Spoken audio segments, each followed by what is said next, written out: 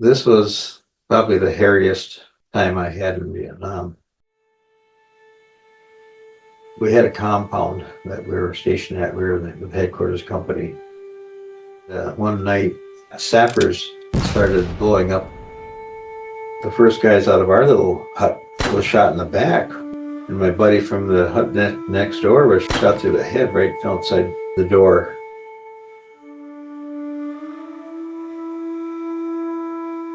Could have been the end of me, too. Steve Bauer grew up in the wide open fields of Faribault, Minnesota, on his family farm. Life there was honest, hardworking, and predictable. But even as a young man, Steve knew the farm wasn't where he was meant to stay. He wasn't interested in milking cows or running tractors from sunrise to sunset. What he really wanted was a challenge. I felt that I was very patriotic. I wanted to be part of the varsity for a change. I volunteered and enlisted in the Marine Corps in 1966. Going in, I enlisted for 4 years because the recruiter said you have a better chance of getting the kind of schooling that you may want. Off I went the 22nd of November 1966 to MCRD, which is in the Marine Corps Recruit Depot in San Diego. This is MCRD, officially Marine Corps Recruit Depot, San Diego, California. When a fresh young Marine recruit arrives here, he gets a special warm greeting. It's a welcome that will linger in his memory forever. At the time, I think I was asking myself, what did I get myself into? One of the first days at boot camp, of course, they shave hair off, and everybody kind of looked the same. Everybody's put on the same level. After boot camp, then I returned to San Diego for radio school and then to learn code. Subsequently, after I finished the school, I was assigned Camp Lejeune. There was a rifle match coming up, which anyone could sign up for, enlisted men, officers. And I thought, well, I'm a pretty good shot, so I signed up for this competition. I won the top. They were going to try to get me on the Marine Corps Rifle Pistol team, but it wasn't much more than a couple of weeks later, I received my orders for Vietnam. So we left California in December and arrived at Okinawa. And I said, where do I catch the next flight? Where did I go? And someone looked at my orders and said, well, you're 26th Marine Regiment Rear. You're going to be stationed on Okinawa. I said, you're kidding. Everyone I was stationed with in Okinawa wanted to go to Vietnam, including myself, because you felt kind of like you weren't doing your part. And it was a staging area for people going to and returning from Vietnam. Okinawa many times was a stop.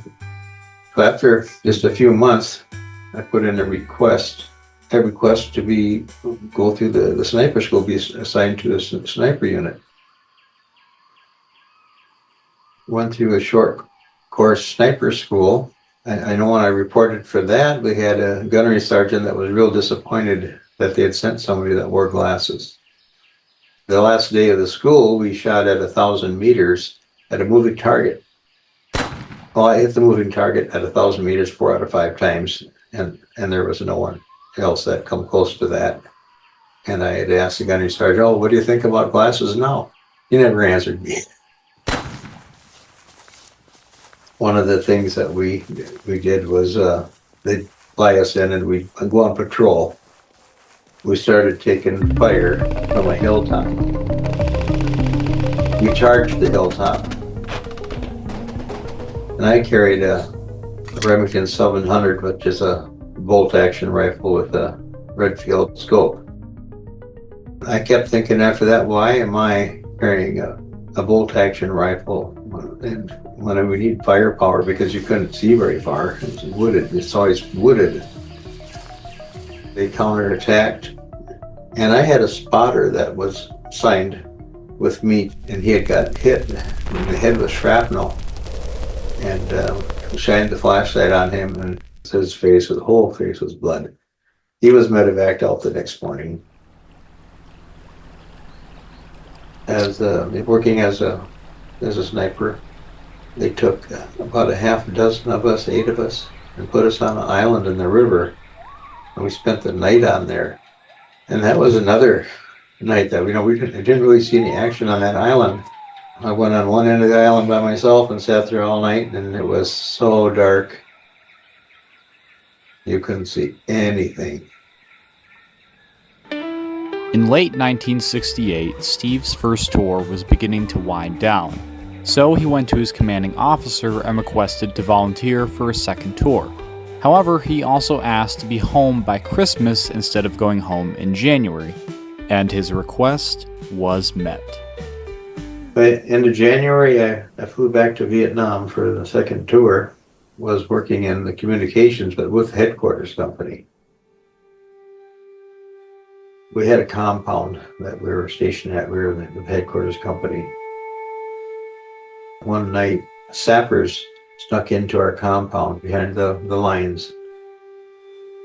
Started blowing up, shooting people that I knew, friends, as they ran out of the buildings. The buildings were all up off the ground a little bit, and you could crawl under them, and they were setting off satchel charges underneath the buildings.